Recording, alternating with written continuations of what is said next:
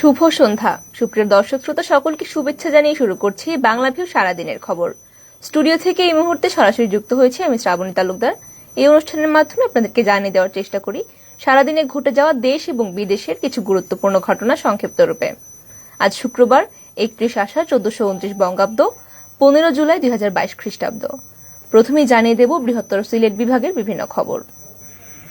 তীব্র গরমের পর অবশেষে সিলেটে বৃষ্টিপাতের সম্ভাবনা রয়েছে বলে জানিয়েছে আবহাওয়া অধিদপ্তর।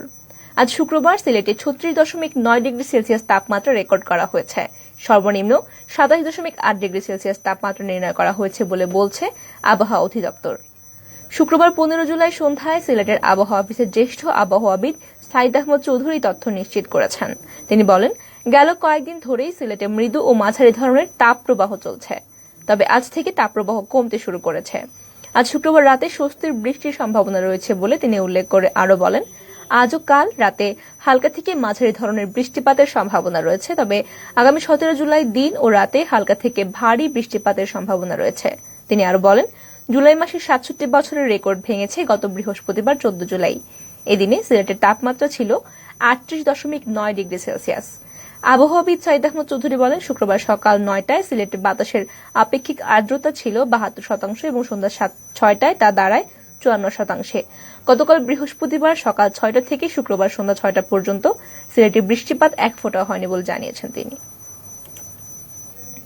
চলে যাচ্ছি পরবর্তী সংবাদে। মৌলভীবাজারের বড়লেখায় এক রাতে 13 দোকানে চুরির ঘটনা ঘটেছে। বৃহস্পতিবার রাত উপজেলা চত্বর প্রাঙ্গণ ও পানিধার এলাকায় এই ঘটনা ঘটে। তবে দোকানগুলোর সামনে শাটারের তালা ভেঙে চোরেরা ভিতরে প্রবেশ করলেও ক্যাশ বক্সের খুচরো টাকা ছাড়া তেমন কোনো মালামাল নেয়নি বলে জানিয়েছেন দোকান মালিকরা। শুক্রবার সকালে পুলিশ ঘটনাস্থল পরিদর্শন করেছে। স্থানীয় সূত্রে জানা গেছে, বৃহস্পতিবার রাত 2টার পর উপজেলা চত্বর প্রাঙ্গণের Arnab photo state and stationers এবং আরও কয়েকটি দোকানে চুরির ঘটনা ঘটেছে। এবং বড়লেখা থানার পুলিশ পরিদর্শক ফরিদ উদ্দিন বলেন, পুলিশ ঘটনাস্থল পরিদর্শন করেছে, সিসি ক্যামেরার ফুটেজ দেখে চোর শনাক্তের চেষ্টা চলছে। বাংলাদেশের উত্তর পূর্বাঞ্চল তথা সিলেট অঞ্চলে সাম্প্রতিক ভয়াবহ বন্যায় ক্ষতিগ্রস্ত ব্যক্তিদের জন্য সহায়তার হাত বাড়িয়ে দিয়েছে জাতিসংঘ। তারা 50 লাখ মার্কিন ডলার সহায়তার ঘোষণা দিয়েছে। বাংলাদেশ জাতিসংঘের কান্ট্রি টিমের সমন্বিত আবেদনের প্রেক্ষিতে এই সহায়তা এসেছে। সংস্থাটির মানবিক বিষয়ক আন্ডার সেক্রেটারি জেনারেল ও জরুরি ত্রাণ বিষয়ক সমন্বয়কারী মার্টিন গ্রিফিথ অর্থ বরাদ্দের এই ঘোষণা দিয়েছেন। জাতিসংঘের এক সংবাদ বিজ্ঞপ্তিতে বলা হয়েছে, বাংলাদেশের উত্তর পূর্বাঞ্চলে সাম্প্রতিক বন্যায় 72 লাখেরও বেশি মানুষ ক্ষতিগ্রস্ত হয়েছে, যাদের অর্ধেকের বেশি মানবিক সাহায্যের প্রয়োজন। এজন্য জাতিসংঘ 50 লাখ মার্কিন ডলার সহায়তা দিচ্ছে। মূলত এই অর্থ জাতিসংঘের সেন্ট্রাল এমার্জেন্সি রেসপন্স ফান্ড থেকে আসে, যার লক্ষ্য একটি নতুন সংকটের উদ্ভব হলে সমন্বিত এবং অগ্রাধিকারমূলক পদ্ধতিতে ত্রাণ প্রচেষ্টা শুরু করা। সংবাদ বিজ্ঞপ্তিতে বাংলাদেশে নিযুক্ত আবাসিক সমন্বয়কারী গোয়েন লুইসের বক্তব্য তুলে ধরা হয়। সরকারের জরুরি প্রতিক্রিয়ায় তাদের সমর্থন বাড়ানোর জন্য জরুরি প্রয়োজন রয়েছে বলেও জানিয়েছেন তিনি। সিলেট বিভাগে বন্যাজনিত কারণে গত 24 ঘণ্টায় আরও একজনের মৃত্যু ঘটেছে। একই সময়ে বন্যাজনিত কারণে বিভিন্ন রোগে আক্রান্ত হয়েছেন 508 জন। এই পর্যন্ত বন্যাজনিত কারণে সিলেট বিভাগে মোট 65 জনের মৃত্যু ঘটেছে এবং বিভিন্ন রোগে আক্রান্ত হয়েছেন 13,592 জন। আজ শুক্রবার 15 জুলাই স্বাস্থ্য অধিদপ্তরের হেলথ এমার্জেন্সি অপারেশন সেন্টার এবং কন্ট্রোল রুম থেকে সিলেট বিভাগীয় কার্যালয়ের বিজ্ঞপ্তিতে এসব তথ্য জানানো হয়েছে। গত 24 ঘণ্টায় বন্যাজনিত সমস্যায় 508 জন রোগী শনাক্ত হয়েছে এবং এর মধ্যে সর্বোচ্চ হবিগঞ্জ জেলায় 202 জন। সর্বনিম্ন আক্রান্ত হয়েছে সিলেটে 68, এছাড়া মৌলভীবাজারে 131 জন, সুনামগঞ্জে 107 জন আক্রান্ত হয়েছে। এসব রোগীদের মধ্যে বেশিরভাগই ডায়রিয়ায় আক্রান্ত। এসব তথ্যের সত্যতা নিশ্চিত করেছেন স্বাস্থ্য অধিদপ্তরের সিলেট বিভাগীয় কার্যালয়ের পরিচালক ড হিমাংশু লাল রায়। সুনামগঞ্জের তাহিরপুরে এক কিশোরের ঝুলন্ত লাশ উদ্ধার করেছে থানা পুলিশ। নিহত হৃদয় উপজেলার শ্রীপুর উত্তর ইউনিয়নের দুধের আউটা গ্রামের মৃত গিয়াসউদ্দিনের ছেলে। স্থানীয় এবং পুলিশ সূত্রে জানা যায়, বৃহস্পতিবার 14 জুলাই রাত 8:30টার দিকে পরিবারের নিজ বসত ঘরের আড়ার সাথে গলায় ফাঁস দিয়ে আত্মহত্যা করে হৃদয়। পরে পরিবার থেকে বিষয়টি থানা জানালে পুলিশ ঘটনাস্থলে গিয়ে রাতেই ঝুলন্ত লাশটি উদ্ধার করে। সুরতহাল প্রতিবেদন তৈরি করে লাশ সুনামগঞ্জ মর্গে প্রেরণ করেছে পুলিশ। তাহিরপুর থানার উপপরিদর্শক সিদ্দিক বলেন, সংবাদ পেয়ে লাশ উদ্ধার করে সুনামগঞ্জ মর্গে প্রেরণ করা হয়েছে এবং তাৎক্ষণিকভাবে মৃত্যুর কারণ ধরা হচ্ছে আত্মহত্যা। হবিগঞ্জের বাহুবলে বাঁশ কাটা নিয়ে বিরোধের জের ধরে দুই পক্ষের সংঘর্ষে এক ব্যক্তি নিহত হয়েছেন। এছাড়াও এই ঘটনায় আহত হয়েছেন আরও অন্তত 15 জন। এর মধ্যে গুরুতর অবস্থায় 4 জনকে ওসমানী মেডিকেল কলেজ হাসপাতালে ভর্তি করা হয়েছে। বৃহস্পতিবার 14 জুলাই রাত 8:30টার দিকে উপজেলার সাতকাপন ইউনিয়নের গোসাই বাজারে এই সংঘর্ষের ঘটনা ঘটে এবং সংঘর্ষে নিহত ব্যক্তির নাম দুলাল মিয়া। স্থানীয় শঙ্করপুর গ্রামের মৃত ইলিয়াস উল্লাহর ছেলে তিনি। বাহুল মডেল থানার ওসি মোহাম্মদ রাকিবুল ইসলাম জানান, সাতকাপন ইউনিয়নের শঙ্করপুর গ্রামের মাস্টার বাড়ি এবং সর্দার বাড়ির লোকজনের মধ্যে বেশ কিছুদিন যাবৎ পার্শ্ববর্তী একটি বাঁশঝাড় থেকে বাঁশ কাটা নিয়ে বিরোধ চলে আসছিল। এই বিরোধের বিচার সালিশ আজ শুক্রবার হওয়ার কথা ছিল, কিন্তু মাস্টার বাড়ির দুলাল মিয়া বৃহস্পতিবার সন্ধ্যার পর গোসাইনগর বাজারে যাওয়ার পথে পথিমধ্যে লোকজন তার উপর দেশীয় অস্ত্রশস্ত্র নিয়ে হামলা চালায়। এ সময় প্রতিপক্ষের ছুরিকাঘাতে দুলাল মিয়ার মৃত্যু ঘটে। পরে বিষয়টি জানতে পেরে দুলাল মিয়ার লোকজন দেশীয় অস্ত্রশস্ত্র নিয়ে ফের আক্রমণ করলে দুপক্ষের মধ্যে সংঘর্ষ হয় এবং এতে অন্তত 15 জন আহত হন। এতক্ষণ শুনছিলেন বৃহত্তর সিলেট বিভাগের বিভিন্ন খবর। এবার জাতীয়। পদ্মা নদীতে সেলফি তুলতে গিয়ে পানিতে ডুবে নিখোঁজ বুয়েট ছাত্র তরিকুজ্জামান সানির মরদেহ উদ্ধার করেছে ফায়ার সার্ভিস। আজ শুক্রবার সকাল 11:30টার দিকে তার মরদেহটি উদ্ধার করা হয়। গতকাল রাত থেকে তিনি নিখোঁজ ছিলেন। নিখোঁজ তরিকুজ্জামান সানি বাংলাদেশ প্রকৌশল বিশ্ববিদ্যালয় বুয়েটের স্থাপত্য বিভাগের ছাত্র ছিলেন। তরিকুজ্জামান সানি শরীয়তপুরের জাজিরা থানার বাসিন্দা হারুনুর রশিদের ছেলে। ফায়ার সার্ভিস অধিদপ্তরের ডিউটি অফিসার রোজিন আক্তার জানান, গত রাতে তারা খবর পান মৈনট ঘাটে পদ্মা নদীতে বুয়েটের এক শিক্ষার্থী নিখোঁজ হয়েছেন। সঙ্গে সঙ্গে ঘটনাস্থলে ডুবুরি দল পাঠানো হয়, তবে রাতে অনেক খোঁজাখুঁজির পরও সানির সন্ধান পাওয়া যায়নি। আজ 15 জুলাই সকাল 11:26 মৈনট ঘাট থেকে ওই বুয়েট শিক্ষার্থীর মরদেহ উদ্ধার করা হয়। মরদেহ দোহার থানা পুলিশের কাছে হস্তান্তর করা হয়েছে বলেও জানিয়েছেন তিনি।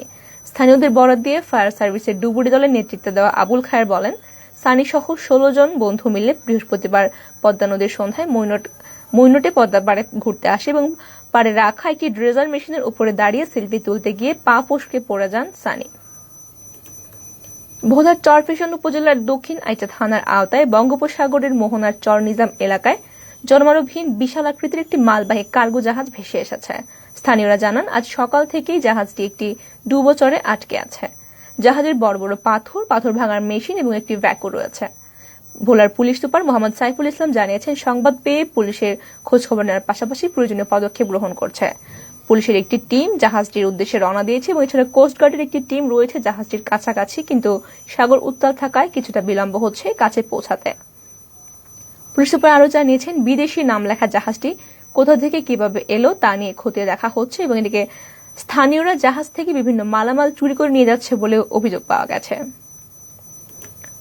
ঈদের ছুটি কাটিয়ে ঝুঁকি নিয়ে কর্মস্থলে ফিরছেন নিম্ন আয়ের মানুষ। বাস ভাড়া বেশি থাকায় তীব্র রোদে মালবাহী ট্রাকের যাত্রী হয়ে ফিরছেন শিশু এবং বৃদ্ধ, নারী সহ সবাই। ঝুঁকির কথা স্বীকার করে ট্রাক চালকরা বলছেন, অসহায় মানুষের কর্মস্থলে পৌঁছতে ঝুঁকি নিয়ে যাচ্ছেন তারাও। প্রায় 1.5 শতাধিক বাস চললেও দিনভর 1/2 শতাধিক ট্রাকে যাচ্ছেন যাত্রীরা। পিকআপ ভ্যান সহ ট্রাকে যাত্রী তুলে দিয়ে শ্রমিকরাও পাচ্ছেন প্রতি ট্রাকে 500 থেকে 1000 টাকা। নেত্রকোনার আন্তজেলা বাস টার্মিনাল সহ উপজেলার বিভিন্ন বাসস্ট্যান্ড ঘুরে দেখা গেছে এমন চিত্র। জেলা মোটরযান কর্মচারী ইউনিয়নের সাবেক সাংগঠনিক সম্পাদক এবং বর্তমান আন্তজেলা বাস টার্মিনালের দায়িত্বপ্রাপ্ত সাদিক মিয়া জানান, 1 টাকাও বেশি নেওয়া হচ্ছে না। যে করেই হোক শনিবার অফিস করাতে মানুষজনকে ঢাকা পৌঁছানোর কথা জানালেন তিনি। ঈদ উপলক্ষে 100 যাত্রীবাহী বাস চলাচল করছে এবং এছাড়াও 70টি লোকাল বাস চালানো হচ্ছে নেত্রকোনা টু ঢাকা রোডে। এতক্ষণ শুনছিলেন জাতীয়, এবারে আন্তর্জাতিক। শ্রীলঙ্কার অন্তর্বর্তীকালীন প্রেসিডেন্ট হিসেবে শপথ নিয়েছেন রনিল বিক্রমসিংহে। শুক্রবার তিনি এই শপথ নেন। খবরে বলা হয়েছে, গোতাবায়া রাজপাকসের উত্তরসূরি নির্বাচনের আগ পর্যন্ত রনিল বিক্রমসিংহে শ্রীলঙ্কার প্রেসিডেন্ট থাকবেন। অর্থনৈতিক সংকটে সৃষ্ট গণ আন্দোলনের মুখে গত মঙ্গলবার রাতে সামরিক বিমানে মালদ্বীপ পালিয়ে যান শ্রীলঙ্কার প্রেসিডেন্ট গোতাবায়া। সিঙ্গাপুর থেকে গতকাল ইমেইলে তিনি পদত্যাগপত্র পাঠিয়েছেন। শ্রীলঙ্কার স্থানীয় গণমাধ্যমের খবরে বলা হয়েছে, আগামীকাল শনিবার দেশটিতে সংসদে অধিবেশন বসবে আর আগামী 7 দিনের মধ্যে পরবর্তী প্রেসিডেন্ট মনোনীত করা হবে। এবারে আবহাওয়ার খবর। রাজধানী ঢাকা সহ দেশের বিভিন্ন জেলার উপর দিয়ে মাঝারি থেকে মৃদু ধরনের তাপপ্রবাহ বয়ে যাচ্ছে। এই তাপপ্রবাহ আরো 2 দিন অব্যাহত থাকতে পারে বলে জানিয়েছে আবহাওয়া অফিস। সারা দেশে তাপমাত্রা আগামী 18 জুলাইয়ের পর থেকে কমতে পারে। সে সময় বৃষ্টিপাতের প্রবণতাও বাড়তে পারে। শুক্রবার দুপুরে আবহাওয়াবিদ মনোয়ার হোসেন জানিয়েছেন, চলমান ভাবসা গরম পরিস্থিতি আরো 2 দিন চলতে পারে এবং এই 2 দিন সারা দেশের তাপমাত্রা প্রায় অপরিবর্তিত থাকবে। চলমান তাপদাহে আগামী সোমবার পর্যন্ত অব্যাহত থাকতে পারে। তিনি জানিয়েছেন, আগামী 3 দিনের আবহাওয়ার অবস্থায় বলা হয়েছে, এই সময় শেষ দিকে বৃষ্টির প্রবণতা বাড়তে পারে, তবে আজ সারা দেশে দিন এবং রাতের তাপমাত্রা প্রায় অপরিবর্তিত থাকবে। আজ সারাদিনে বদলগাছিতে সর্বনিম্ন 24.6 ডিগ্রি সেলসিয়াস তাপমাত্রা রেকর্ড করা হয়েছে এবং সর্বোচ্চ ছিল রাজশাহীতে 39 ডিগ্রি সেলসিয়াস। এই সময় ঢাকার সর্বোচ্চ তাপমাত্রা ছিল 36.3 ডিগ্রি সেলসিয়াস। আজ সকাল থেকে পরবর্তী 24 ঘন্টার আবহাওয়া পূর্বাভাসে বলা হয়েছে চট্টগ্রাম বিভাগের অনেক জায়গায়, ঢাকা, ময়মনসিংহ, বরিশাল এবং সিলেট বিভাগের কিছু কিছু জায়গায় এবং রংপুর, রাজশাহী এবং খুলনা বিভাগের দু এক জায়গায় অস্থায়ীভাবে দমকা হাওয়া সহ হালকা থেকে মাঝারি ধরনের বৃষ্টিপাত হওয়ার সম্ভাবনা রয়েছে এবং সেই সাথে দেশের কোথাও কোথাও বিচ্ছিন্নভাবে মাঝারি ধরনের বর্ষণ হতে পারে। সুপ্রিয় দর্শক শ্রোতা, এতক্ষণ শুনছিলেন সারাদিনের দেশ এবং বিদেশের বিভিন্ন খবর। শেষ করার আগে জানিয়ে দেব সারা দেশের করোনা ভাইরাসের বর্তমান পরিস্থিতি। দেশে 24 ঘন্টায় করোনায় মৃত্যু হয়েছে 1051, করোনা শনাক্ত হয়েছে 1051 জনের এবং মৃত্যু ঘটেছে 2 জনের। এই সময় নমুনা পরীক্ষার বিপরীতে শনাক্তের হার ছিল 11.55%। নতুন রোগীদের নিয়ে দেশে মোট শনাক্ত কোভিড রোগীর সংখ্যা বেড়ে দাঁড়িয়েছে 19,94,433 জন। তাদের মধ্যে 29,225 জনের মৃত্যু হয়েছে করোনা ভাইরাসে। শুক্রবার স্বাস্থ্য অধিদপ্তরের এক বিজ্ঞপ্তিতে বলা হয়েছে এবং এতে আরও বলা হয় গত 24 ঘন্টায় 1957 জন কোভিড রোগী সুস্থ হয়েছেন। এদের মধ্যে এই নিয়ে সুস্থ হওয়ার সংখ্যা 19,21,123 জন। নতুন শনাক্ত হওয়া 1051 জনের মধ্যে 430 জনই ঢাকা জেলার বাসিন্দা এবং 64 জেলার মধ্যে 58 জেলাতেই গত একদিনে নতুন রোগী ধরা পড়েছে। সুপ্রিয় দর্শক শ্রোতা, আপনারা এতক্ষণ শুনছিলেন সারাদিনের দেশ এবং বিদেশের বিভিন্ন খবর। সঙ্গে থাকার জন্য সকলকে অসংখ্য ধন্যবাদ।